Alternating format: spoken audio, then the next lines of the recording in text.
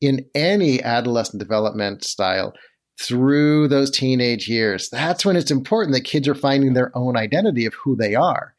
And parents need to understand, oh, I need to work through my stuff about how I'm feeling about who they're becoming, whether it's being LGBTQIA+, or any other aspect of identity that doesn't fall in line with that parental vision. Welcome to Tilt Parenting, a podcast featuring interviews and conversations aimed at inspiring, informing, and supporting parents raising differently wired kids. I'm your host, Debbie Reber. Today, I am delighted to be bringing to the show a conversation about supporting LGBTQIA+ kids. And I have the perfect guest to explore this topic with, John Sovec, a therapist, author, and nationally recognized expert on creating affirmative support for LGBTQIA+ teens and their families during the coming out process. I wanted to talk with John because these conversations are becoming increasingly prevalent within our neurodivergent communities. During this episode, John explains what coming out means and why it's such a significant and ongoing event for any LGBTQIA+ person.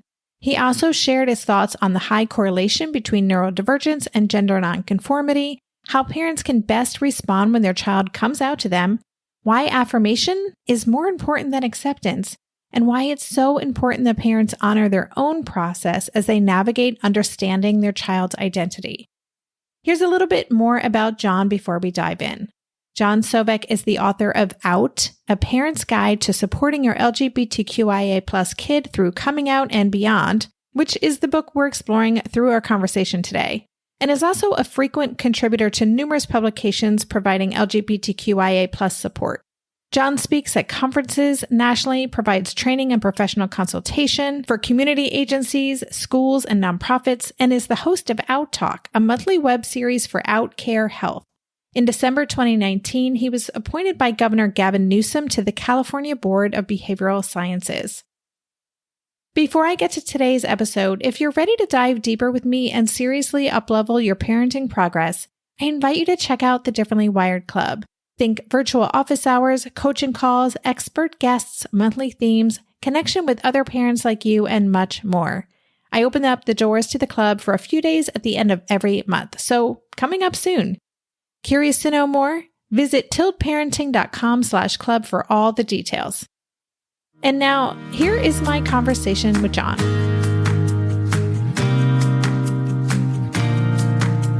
Hello, John. Welcome to the podcast. Thank you. I'm so excited to chat with you all today.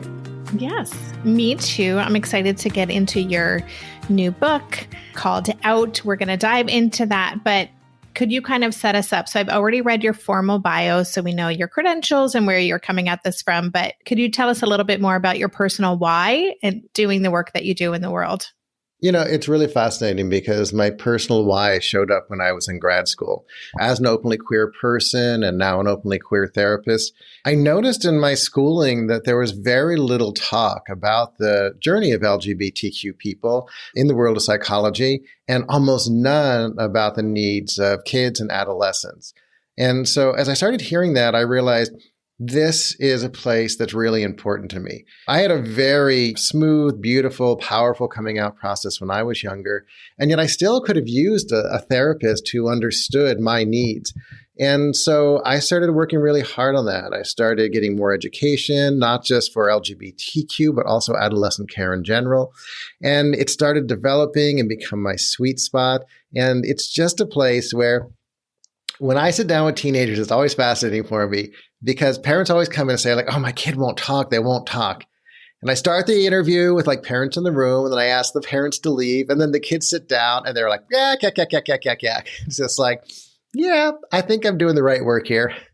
It has to be so important for a kid to be able to have a relationship with a trusted adult who shares their experience. In terms of the landscape for therapists, I mean, I feel like there's a shortage of therapists, full stop, for adolescents today, but is there a real need for more therapists who are LGBTQIA to support those kids? Absolutely. I think it's not just that a person has to be LGBTQ to be an affirming therapist, but I think any therapist who wants to work with our community, and parents, I think this is a really important thing for you to ask any new therapist, is do you have training and education in the needs of my LGBTQ kid. Because there are lots of therapists out there who are LGBTQ friendly, and they're going to say like, oh yeah, my uncle so-and-so is, and my best friend is part of the community. But that's different than actually sitting down and having the education, looking at the developmental processes of LGBTQ kids, which might be a little bit different. Well, actually is very different than other adolescents, and really honing in on the skill set that's needed for that kind of support. Yeah. And as you're saying that, I'm thinking too, that's something that comes up just in the neurodivergent space, that there are so many therapists who work with neurodivergent kids who don't have an understanding of all the nuances of how our kids are wired. And so I could see how that training and education would be so important. I would love if you could, because it seems like your book is your way of sharing what you've learned over the years and what we as families, if we have kids who are navigating this journey, need to know. So can you tell us just a little bit about your why for writing the book? What was your big picture mission? Yeah, and I think for me, it really connects to that mission I just talked about why I work with queer youth and their families. Almost everything in the book is a question that's come up either from a family member, from a parent, or in parts of the journeys of kids themselves about what it's like to come out in the world today. And so it just felt like my honor to carry that information out into the world.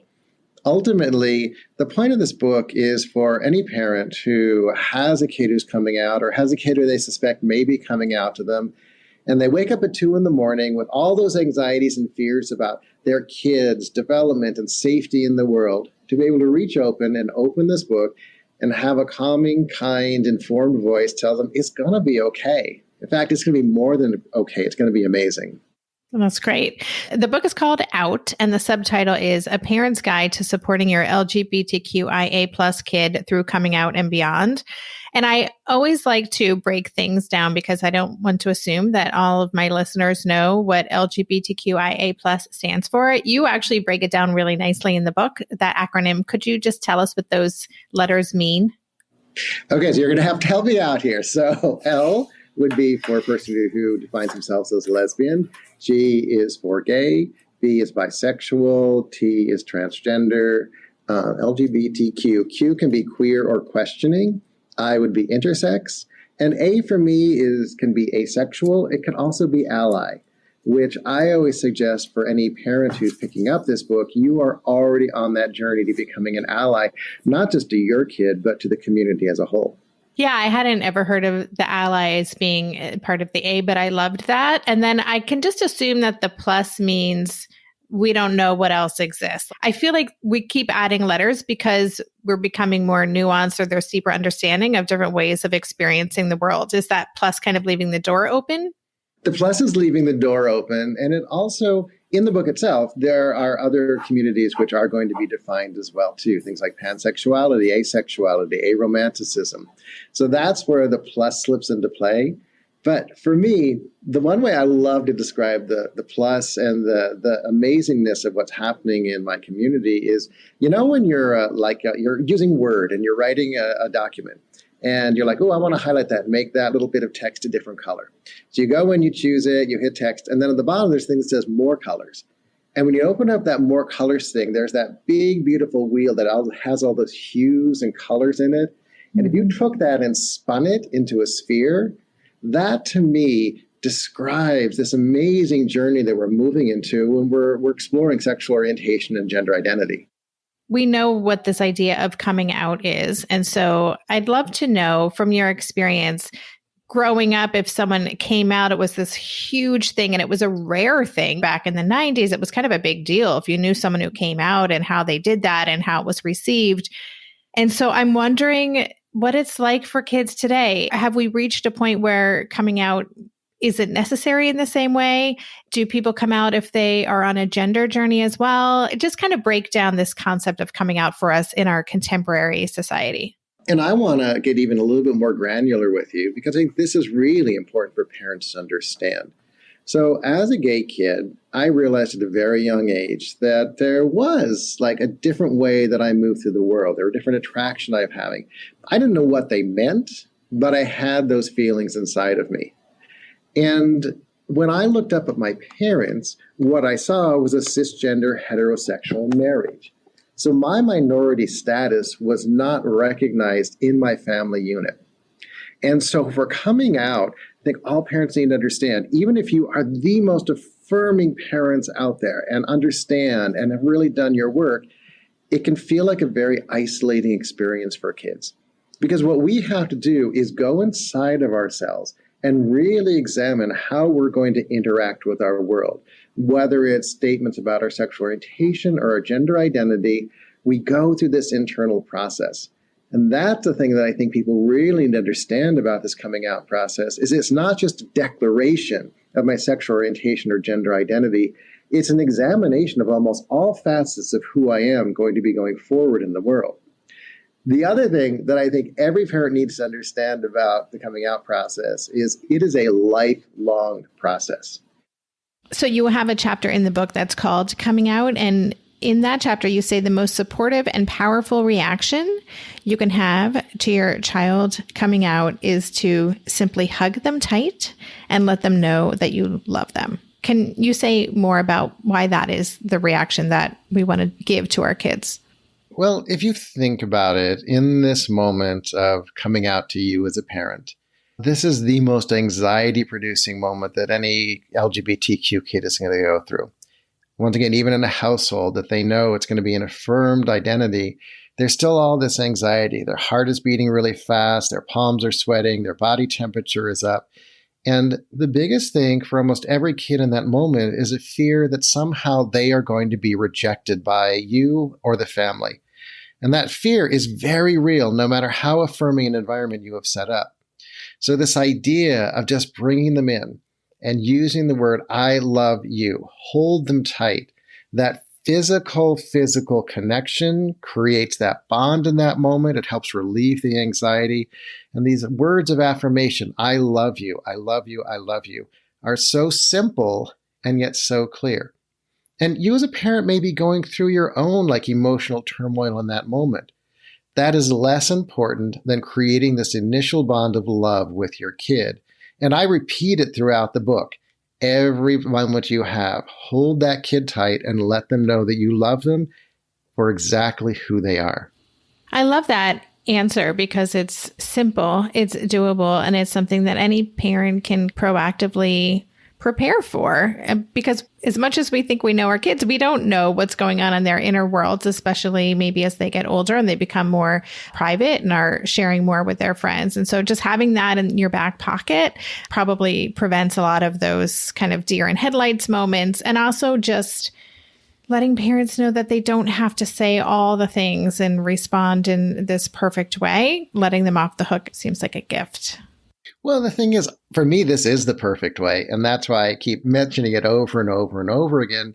Because if that's your foundation for any future conversations about their LGBTQ identity, what a great foundation to have as a parent. You can always lean back in that. Because there are going to be moments during this journey as a parent where you are going to be overwhelmed and you're going to be confused and your kid's going to yell at you for not knowing the correct word of right now. And if you can continue to lean back into, I love you, that is always going to be a beautiful place to be building from. I want to talk more about the process that parents are going through, and we're going to do that when we get back from this quick break. During this month of planning and organization for big transitions, rhythms and routines have been absolutely essential for our physical and emotional well-being. So Green Chef nights are reliably and predictably a good night. We know the ingredients will be fresh and prepped, the instructions easy to follow, and the meal delicious. We're all still talking about last week's turkey tacos with mango chimichurri sauce, refried beans, and Monterey Jack cheese. Green Chef contributes to a healthy lifestyle with easy and delicious menus like fresh seasonal salads and grain bowls. And with over 80 weekly meal and market options, plus rotating options to suit a variety of lifestyles, whether Mediterranean, plant-based, calorie-smart, keto, protein-packed, gluten-free, there are always plenty of options to choose from. Whatever you select, you'll get farm-fresh ingredients, organic whole fruits and veggies, and premium proteins, all delivered straight to your door. I love those 4 words. Straight to my door. Oh, and one more thing I love about Green Chef, they have an app, which means it's easy to manage meal preferences and delivery from your phone if you want to. And I, for one, want to. I am in that mode where I'm making the most of little moments like waiting in line at the pharmacy or for the F train to pull into the station to tackle all of those to-dos. So the convenience of an app is key for me. Green Chef has a special offer for Tilt listeners. Go to greenchef.com/tilt50 and use code TILT50 to get 50% off plus 20% off your next 2 months. That's 50% off plus 20% off your next 2 months when you use the code TILT50 at greenchef.com/tilt50. Maybe I've watched too many seasons of The Amazing Race, but every time I have to go somewhere on the subway, I treat it like a competition. It's all about making the right gut decisions about which route will get me there the fastest. Sometimes those decisions get me where I'm going early, and other times my gambles don't really pay off. Probiotics can't help with most gut decisions, but if your gut needs a little support, Ritual has your back. Their Symbiotic Plus, a 3-in-1 supplement, has clinically studied prebiotics, probiotics, and a postbiotic to support a balanced gut microbiome. I've been using Symbiotic Plus for about 6 months now, and it's become a core part of my morning routine. I take the mini capsule every morning while making my way through my inbox, whether I'm at home or I'm on the road, because it doesn't need to be refrigerated. And the capsule itself is delayed released, which helps it survive the harsh conditions of the upper GI tract for delivery to the colon, and that's exactly where we want it to go. Ritual invested in a study modeling the human colon, which showed that Symbiotic Plus significantly increased microbial diversity and the growth of beneficial bacteria. There's no more shame in your gut game. Symbiotic Plus and Ritual are here to celebrate, not hide your insides. Get 25% off your first month for a limited time at ritual.com/tilt. Start Ritual or add Symbiotic Plus to your subscription today. That's ritual.com/tilt for 25% off. So you have a chapter in the book called You're Going Through a Process Too. And you say that this is one of the more important concepts that you share in the book, because what you have found is that most parents of LGBTQIA plus kids want to do right by their kids, but they may end up sacrificing their own well-being in their attempt to be perfect parents. So what would you want parents to know if they're kind of in this right now and they're really struggling? They're in that process and they're trying to do it perfectly. So here's the first thing I will do. I invite any parent who's joining us today to remove the mantle of having to be the perfect parent. There is no such thing. All of us are human beings trying to grow and become better at who we are. And I want to give you as a parent permission to not have to be perfect. Really important. The other thing, though, and this is a big piece that I talk about in this chapter of the book, is you need to understand that you as a parent are going through a process yourself. I often describe it a little bit as a grieving process. And people get confused by that concept. It's not that you're grieving that your kid is coming out. What you as a parent are grieving is that the imagined version of your kid is not the same that they used to be. Oftentimes when parents give birth, they look down at their little kid, they look into its eyes and they're like, oh, I'm going to project forward this entire life for you. You're going to be the valedictorian and captain of the football team or head cheerleader. You're going to buy a house or the white picket fence and have kids, and we're all going to live happily ever after. And when your kid comes out, that dream can shatter for a lot of parents. And that's the part of the process I think parents need to understand. It's the dream that's shattering. Now, it doesn't mean that any of those things can't come true, but they may happen differently. And in the families that I work with, I encourage the parents to understand you need to give time to move through this and to process those feelings.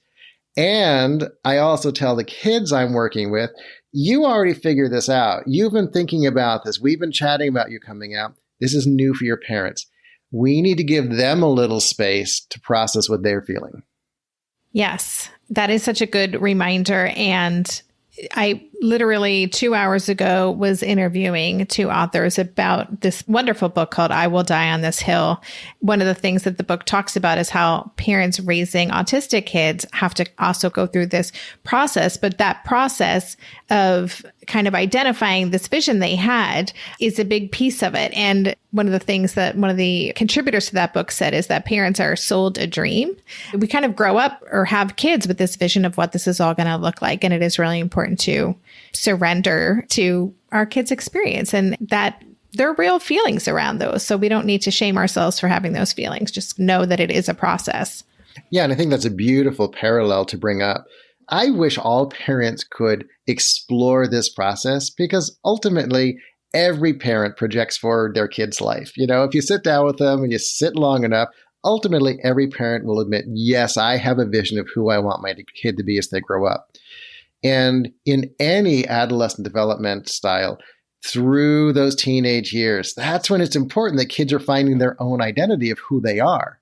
And parents need to understand, I need to work through my stuff about how I'm feeling about who they're becoming, whether it's being LGBTQIA+ or any other aspect of identity that doesn't fall in line with that parental vision.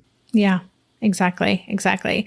So we were talking before I hit record that we have discussed gender identity on the show a couple of times. And listeners, we did some great episodes with Dr. Laura Anderson. I'll have links to those in the show notes page if you want to go back and listen. They're fantastic. But you talk a lot about gender identity in this book as well. We don't have to spend a ton of time on this, but I just would love to know your experience and what you've noticed in the work that you do. It seems that it's been in the last 5 years or so, there's been just an explosion of adolescents, kids, young adults who are exploring gender, who are just getting in tune with their gender identity. And so I'm just kind of curious, if you had written this book 10 years ago, would transgender and gender identity be such a big part of it? I'd love to know kind of your bird's eye view. So for me in the work I do, absolutely, it would have been a full part of the book then as well as now. The thing that's really beautiful, and I celebrate this in the adolescents and the kids of today, is they are not just accepting this story of gender that they've been handed by their parents and by society. They're looking at gender, they're questioning it, they're exploring how it reflects who they are in the world. And I think that's incredibly powerful. The other piece of this puzzle that's so important to understand too is that if we look back historically, there have been representations of gender identity throughout culture and society since the beginning of recorded history. This is not just some new flash in the pan that suddenly appeared when social media became big. This is something that's been part of the fabric of culture for a long time. If we look at Hawaiian culture, Native Hawaiian culture, there's always been space for a gender between male and female. If we look at the cultures of India, there are 5 different ideas of gender that have been expressed there for years and years and years. And so when people say, it's something new, it's not something new. What is happening is we're finding spaces to talk about it more openly and create spaces for exploration to happen. Have you noticed in the work that you do that neurodivergent kids are more, maybe because of the way that they're wired? We know that there is a high, I don't know if correlation is the technical right word, but we do know that there is maybe a larger percentage of neurodivergent kids who identify as LGBTQIA+ than neurotypical kids. And so I'm just wondering what you notice about that or how you make sense of that. Well, I think it's really interesting because we have this study that just came out last year. And it's like a 5-year longitudinal study. And it is looking at this higher correlation between neurodivergent kids and LGBTQI status. I think it's really fascinating. And we don't necessarily have an answer for that. But what I will say anecdotally is, once again, when you find yourself part of a minority status, you start exploring all aspects of who you are in your world. And once again, if you are not just accepting the script that you have been handed that you're supposed to follow, and suddenly you get a script and 3 of the pages have been torn out and you have to figure out your way through those 3 pages, that's when you're going to start looking at everything. And for me, I think it's incredibly powerful. And I do think it is something to be aware of as a parent, that there is this huge correlation that we're really starting to understand right now. So interesting. Hey there, it's Debbie. I love making this show and sharing conversations about how to support our awesome neurodivergent kids. I've seen how even one little insight from an interview can spark a big shift in daily life. But I know that raising complex kids can be messy and lonely. And just when we think we figured it out, something comes up that boots us right back to feeling overwhelmed and stuck. That's why I've poured everything into creating a way for parents like us navigating complex parenting journeys to join together and chart a path that feels positive, hopeful, and doable.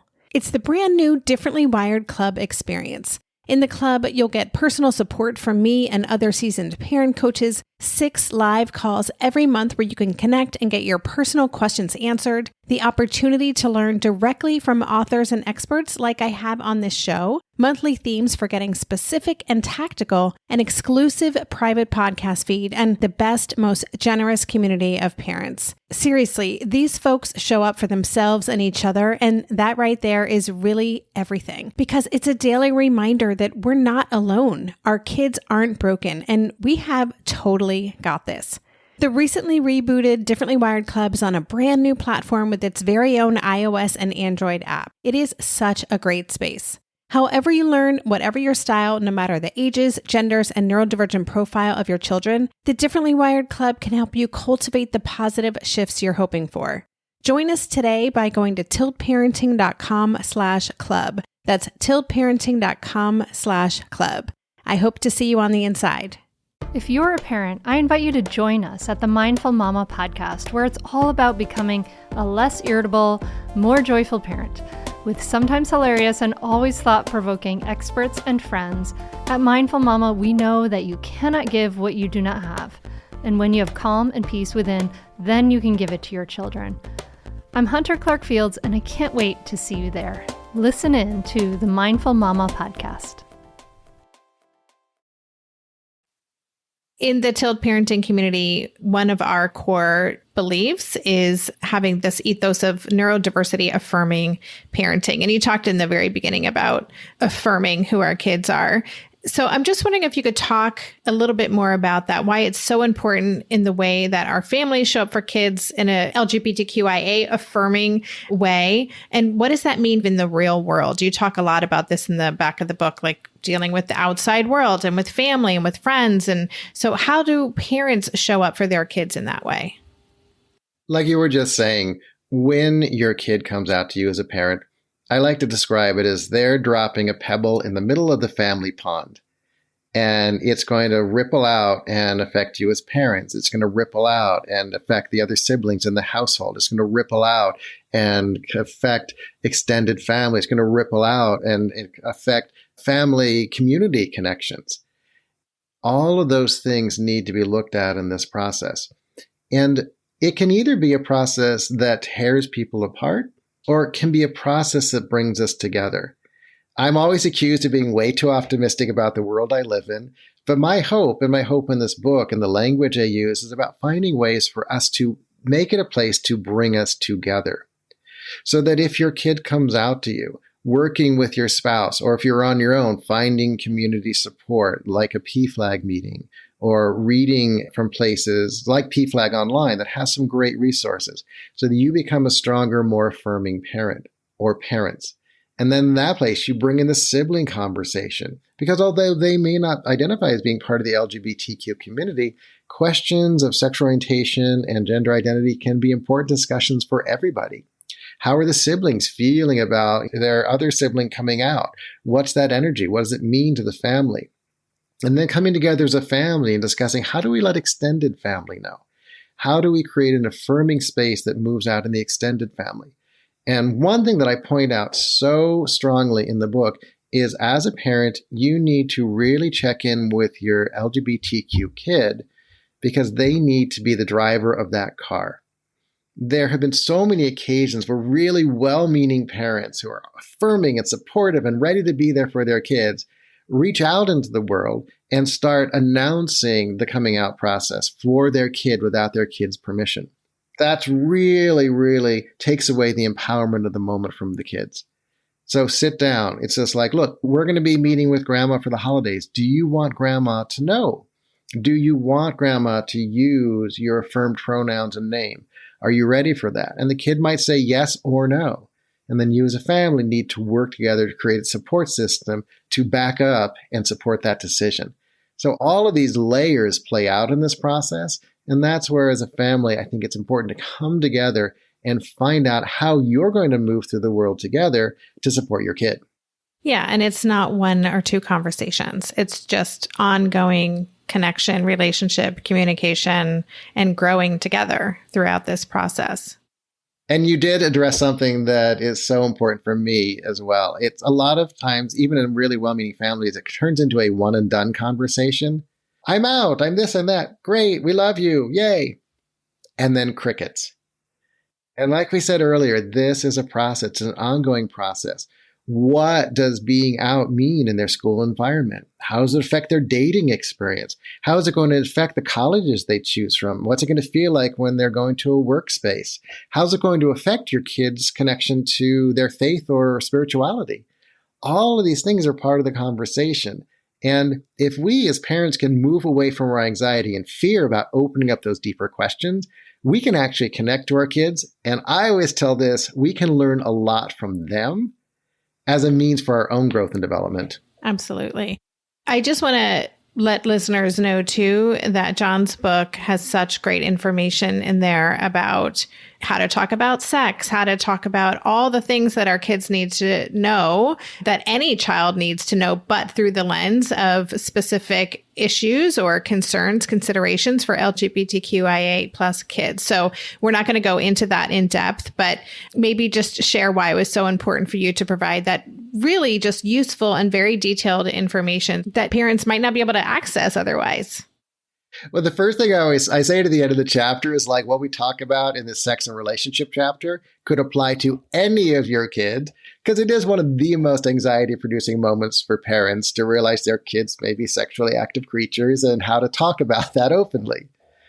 I do think it's important, once again, to understand that oftentimes as parents, you may have made decisions about how we're going to treat our kids as they grow up through a very heteronormative lens. And then when your kid comes out, it throws that all topsy-turvy.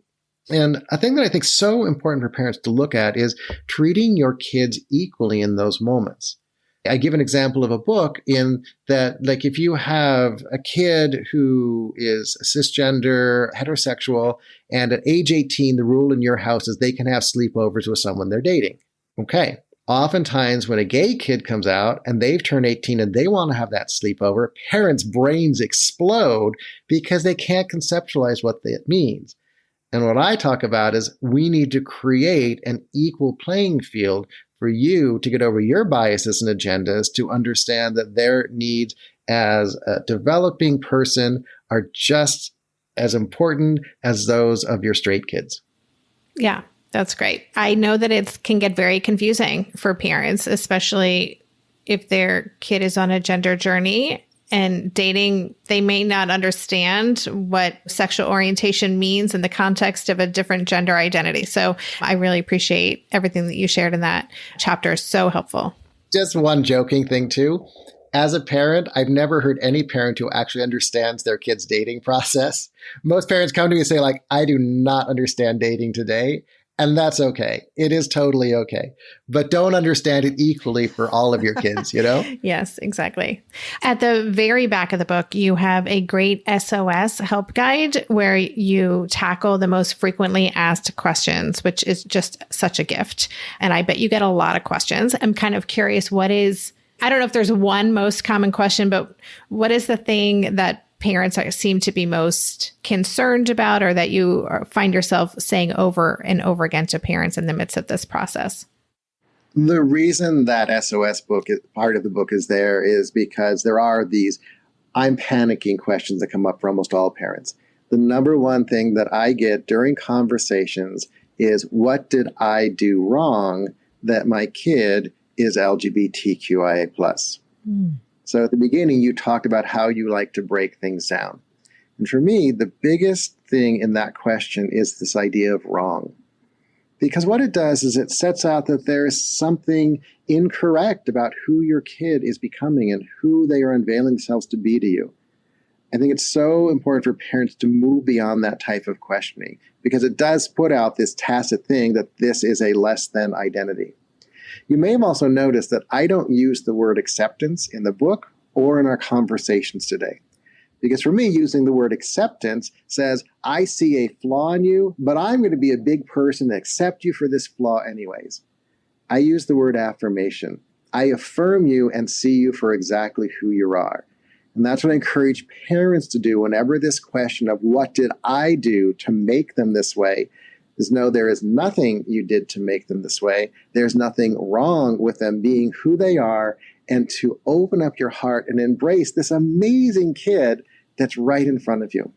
Yeah, I love that distinction between acceptance and affirming. And just to add to that, with the kids that you're working with, is acceptance a piece of the journey that you're on with them? Like, I imagine you have kids who show up who are struggling with who they inherently are. Is that part of your process?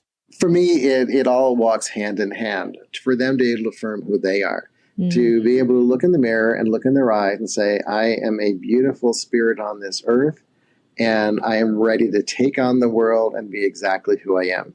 Once again, beyond acceptance and moving into those deeper levels of core understanding of who we are. And people hear me say that about adolescents, but that's the miracle of it. They are in these really beautiful, juicy spaces of exploration. And so when I open up questions like that, it's so amazing to watch them bloom and explore how affirming their life can be if they can shift that lens that I'm less than simply by being LGBTQIA+. Yeah. And everything that you're saying too, just also, once again, does relate to neurodivergence and this idea that neurodivergent people are wrong or there's something they need to be fixed. I think the intersectionality can create even more challenges when kids are trying to figure out identity and navigate and come to a place of self-affirmation when they're living in a world that doesn't always see their identity as a positive. And that's on us. Yeah. It's not on any kid who's going through their own unique journey. It is on us as the adults in their world to work through whatever our anxieties and fears and biases and agendas are, and to be willing to step in a more innocent place of discovery and realize we do not know it all. And that's got to be okay. Is there anything that we didn't talk about that you would want to make sure listeners leave knowing? We couldn't go into the whole book, but listeners, it's an easy read. It's a comprehensive and rich with experience. And so I highly recommend listeners, even if you're not going through this journey right now, that you check it out to see how you can be more supportive, because there are humans in your world, kids in your world who are going to be on this journey. You may not know it now. So being just aware of how you might want to show up better to those relationships is a wonderful thing. But is there anything that you want to make sure that listeners have in their head before we say goodbye? Well, we were just talking about building this affirming energy. And this is a journey for parents. What your kid is going through, you're going through as an entire family. And at the end of each chapter, there are these 5 questions for reflection. And it's really funny. It happened because I wrote a couple for some early on chapters, and my editor was like, oh, this is really cool. You need to make this part of every chapter. And it is about whatever you read in each chapter. At the end, there are going to be 5 questions for you as a parent to look inside and really question your feelings, your thoughts, your ideas about the material presented in each chapter. And I think this can be so powerful for your personal growth as a parent of an LGBTQIA+ kid to really look at the things society taught you, the baggage you're carrying as you're joining your kid on this journey. Yeah, I love those. I have in every tilt in my book, Differently Wired, I have 3 questions for reflection. And I just love that invitation, because we really do, as parents and caregivers, have to look inside ourselves to do this deep inner work. And your questions were very beautifully written in prompting that kind of insight. So I appreciate that. And yeah, I just want to say thank you, first of all, again, for writing this book, for sharing everything that you've shared with us today. Is there a place you'd like listeners to engage with you or learn more about your work? Well, you can find more about me and my work at my website, which is www.johnsovec.com, JOHNSOVEC. I'm going to guess it'll be in the show notes. You can also find me at gayteentherapy.com. And the book is available at your local bookseller. If they don't have it, you can find it on Amazon, or you can go to the manager of that bookstore and say, you got to carry this book. Yes. Yeah, absolutely. I always encourage readers to do that. Just show up and then they'll order it and they'll have it in stock. So thank you again. The book again is called Out and it's a great read. Congratulations. And thanks again for everything you shared with us today. Thank you. You've been listening to the Tilt Parenting Podcast. To go deeper into this episode, visit the extensive show notes page. For every episode, there's a dedicated page on my website with links to all the resources mentioned, a full transcript, and a podcast player with key takeaways marked so you can easily go back and re-listen to the sections you're most interested in. Just go to tiltparenting.com/podcast and select this episode. The Tilt Parenting Podcast is hosted by me, Debbie Reber, author of the book Differently Wired and the founder of Tilt Parenting. This episode was edited by Andrea Curtis Amasquita, and show notes were put together by myself, Andrea, and Lindsay McFadden. If you get a lot out of this podcast and want to help cover the cost of its production, please consider joining my Patreon campaign. On Patreon, you can sign up to make a small monthly contribution, as little as $2 a month, and it's super easy to sign up. Just go to patreon.com/tiltparenting to learn more, or click on the Patreon link on any show notes page. To follow Tilt Parenting on social media, go to @tiltparenting on Instagram and Twitter and on Facebook. Lastly, please help this podcast stay visible and easily found by the listeners who need it by subscribing and leaving a rating or a review on Apple Podcasts or wherever you listen to podcasts. Thank you so much. And that's all for this week. Stay safe, stay well, and take good care. And for more information about this podcast or any of the resources that Tilt offers, visit tiltparenting.com.